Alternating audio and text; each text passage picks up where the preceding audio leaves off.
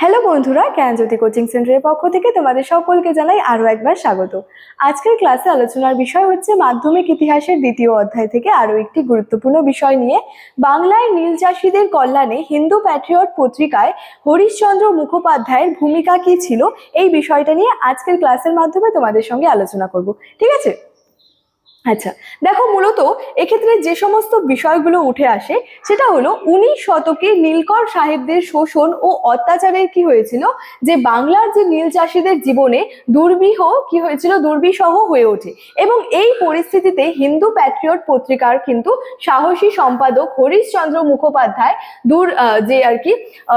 দুর্দশাগ্রস্ত নীল চাষীদের স্বার্থে গুরুত্বপূর্ণ ভূমিকা পালন করেছিলেন। তাহলে হরিশচন্দ্র মুখোপাধ্যায় যে এই যে পত্রিকাটি রয়েছে হিন্দু প্যাট্রিয়ট, এখানে তিনি কি করেছিলেন, যে নীল চাষীদের স্বার্থের জন্য কিন্তু তিনি খুবই গুরুত্বপূর্ণ ভূমিকা কিন্তু নিয়েছিলেন। ঠিক আছে, মূলত এখানে আমরা যে বিষয়গুলো দেখবো সেটা হচ্ছে প্রকৃত তথ্য প্রচার।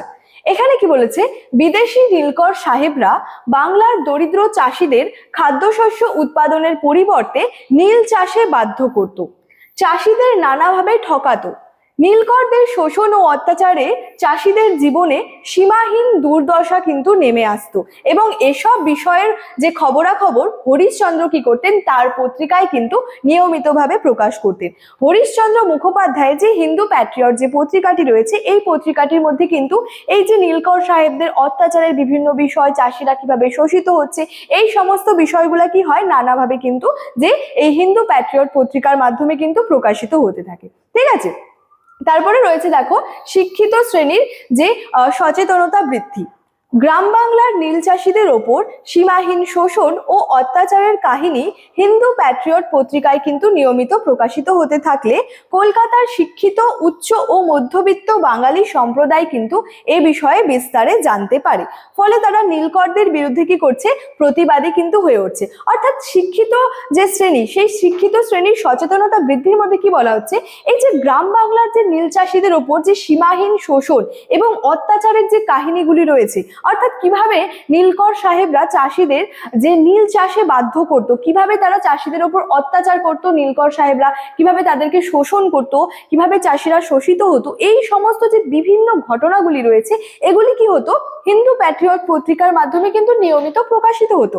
তো এর ফলে কি হয়, কলকাতার যে শিক্ষিত উচ্চ এবং মধ্যবিত্ত যে বাঙালি সম্প্রদায়, তারা কি হয় এই বিষয়ে জানতে পারে। যেহেতু হিন্দু প্যাট্রিয়ট পত্রিকার মাধ্যমে সে সময় এই বিষয়গুলি নিয়মিতভাবে প্রকাশিত হতো, তার ফলে কি হচ্ছে, যে বিভিন্ন যে শিক্ষিত মানুষেরা রয়েছেন, বিশেষত এখানে বলছে কলকাতার যে শিক্ষিত উচ্চ এবং মধ্যবিত্ত যে সম্প্রদায়, এই বিষয়ে কি হচ্ছে, যে বিস্তারিতভাবে জানতে পারছে। তার ফলে কি হচ্ছে, নীলকরদের বিরুদ্ধে কিন্তু প্রতিবাদী হয়ে উঠছে। ঠিক আছে, এছাড়াও দেখো বলা হচ্ছে যে আইনি যে পরামর্শ দান, বলেছে হরিশচন্দ্র, দেখো হরিশচন্দ্র নীল চাষীদের সমস্যার বিবরণ শুনে তা থেকে তাদের মুক্ত করার জন্য নানাভাবে কিন্তু সহায়তা করতেন। তাহলে হরিশচন্দ্র মুখোপাধ্যায় কি করেছিলেন, নীল চাষীদের যে বিভিন্ন সমস্যাগুলি ছিল, অর্থাৎ কিভাবে নীলকর সাহেবরা নীল চাষীদের নীল চাষ করতে বাধ্য করতো সেই সময়। ঠিক আছে, এছাড়াও কিভাবে এই চাষিরা নীলকর সাহেবদের অত্যাচার এবং যে শোষণের সম্মুখীন হতো, এই যে সংক্রান্ত যে বিভিন্ন সমস্যাগুলি ছিল চাষীদের জীবনে, হরিশচন্দ্র সেই নীল চাষীদের সমস্যাগুলি শুনতেন এবং সেটা শোনার থেকে কি করতেন, তাদের সেই সমস্যা থেকে মুক্ত করার জন্য তাদেরকে নীল চাষীদেরকে কিন্তু নানাভাবে হরিশচন্দ্র সহায়তা করতেন। তাদের দরখাস্ত লিখে দেওয়া, প্রয়োজনে আদালতের দ্বারস্থ হতে পরামর্শ দেওয়া প্রভৃতি কাজে কিন্তু তিনি দিনরাত পরিশ্রম করতেন। তাহলে হরিশচন্দ্র মুখোপাধ্যায় কিন্তু এই নীল চাষীদের বিভিন্ন সমস্যাগুলি শুনে সেগুলোর জন্য কিন্তু নানাভাবে তাদের সহায়তা করতেন।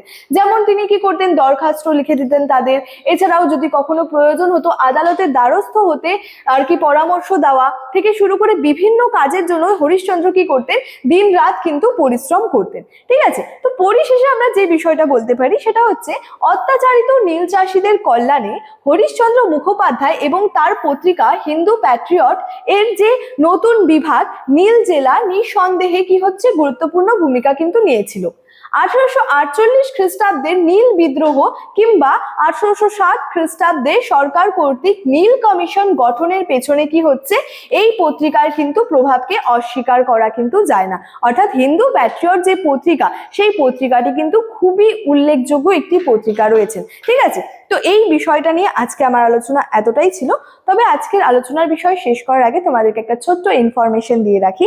তোমরা যারা যারা ভাবছো আমাদের সঙ্গে অনলাইনে যুক্ত হবে, তারা স্ক্রিনে দুটি নাম্বার দেখতে পাচ্ছ, 6295916282 এবং 7076398606। এই নাম্বার দুটি হলো আমাদের জ্ঞানজ্যোতি কোচিং সেন্টারের অফিসিয়াল হেল্পলাইন নাম্বার। তোমরা যারা যারা ভাবছো আমাদের সঙ্গে অনলাইনে যুক্ত হবে, নাম্বার দুটির মধ্যে কিন্তু যে কোনো একটি নাম্বারে যোগাযোগ করে আমাদের সঙ্গে যুক্ত হয়ে যেতে পারো। এছাড়াও তোমাদেরকে কোর্স ডিটেলসটা একটু বলে রাখি। দেখো, তোমরা পিডিএফ আকারে notes, doubt clearing sessions, recorded classes, suggestions, mock test এবং লাইভ ক্লাসেস, এই সমস্ত সুযোগ সুবিধাগুলি কিন্তু পেয়ে যাচ্ছ। তো চলো, আজকের ক্লাস এতটাই। দেখা হচ্ছে পরবর্তী ক্লাসে। Thank you so much. Thanks for watching.